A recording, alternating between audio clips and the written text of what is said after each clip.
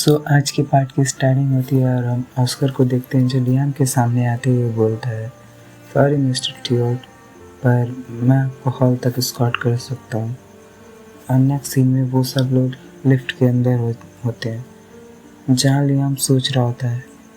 Oscar के reaction से तो ये नहीं लगता है कि उसने मुझे पहचाना है। तभी थियोड का ध्यान लियाम के पैरों की तरफ जाता है और वो सोचता है, और लियाम ने सैंडल नहीं पहने होते हैं।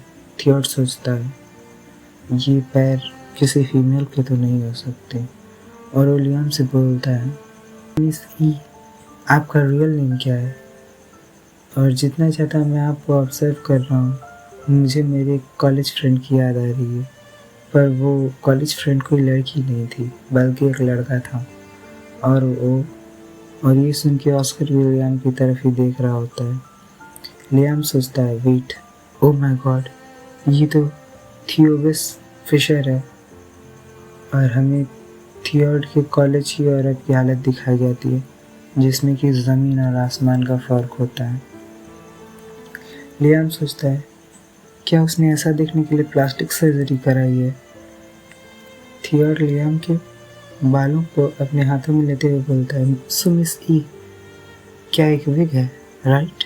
मेरा मतलब है कि आप शॉर्ट हेयर में बिल्कुल मेरे फ्रेंड की तरह ही दिखेंगी।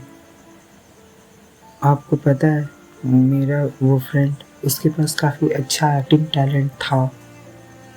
मेरे स्कूल में सभी लोगों को यही लगता था कि वो बहुत बड़ा स्टार बनने वाला है, बट सच्चाई ये है कि वो एक गुड फॉर नथिंग से ज़्यादा कुछ नहीं बन पाया।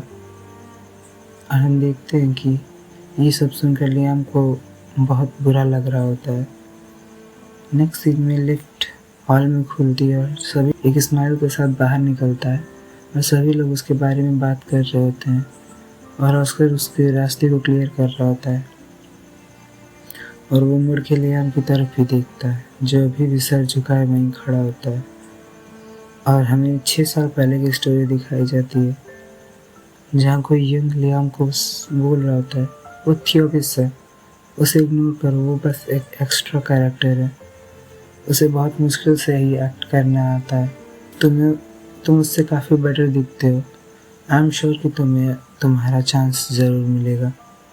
और फिर हमें 3 साल पहले का सीन दिखाया जाता है जहाँ थियोड लियाम के पास अपने डॉक्यूमेंट देते हुए बोलता है, प्लीज़ इसे टीवी शोज और मूवीज़ के लिए सबमिट कर दो। और सीन अब प्रेजेंट में शिफ्ट होता है जहाँ लियाम सोच रहा होता है, अगर मैंने भी अपना एक्टिंग करियर जल्दी स्टार्ट किया होता तो मे बी मैं भी आज। और तभी लियाम का फ़ोन रिंग करने लगता है और जब लियाम फ़ोन को पिक करता है तो मैनेजर चिल्लाते हुए बोलता है, आखिर तुम कहाँ हो? तुम्हें पता भी है कि अवार्ड सेरेमनी बस स्टार्ट ही होने वाली है और सबसे पहले जो अवार्ड दिया जाने वाला है वो तुम्हारा ही है।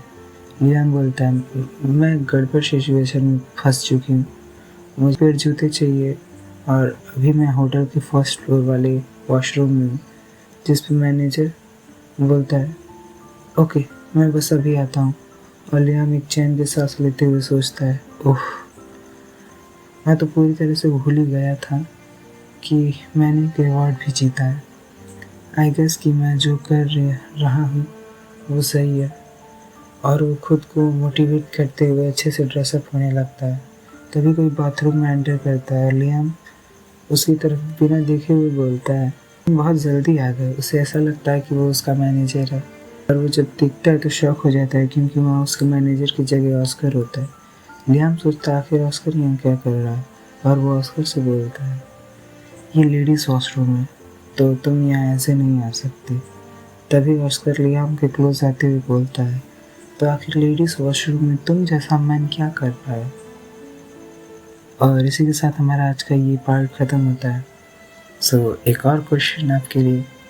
क्वेश्चन ये है कि ऑस्कर को कैसे पता चला कि लियाम एक मैन है? क्या उसने लियाम को पहचान लिया, ऑप्शन ए, या फिर उसने थियोड की बातें सुनकर लियाम से ऐसा पूछा है, ऑप्शन बी? तो अपना ऑप्शन कमेंट करिए और अगर कोई प्रॉब्लम है तो वो भी कमेंट करिए।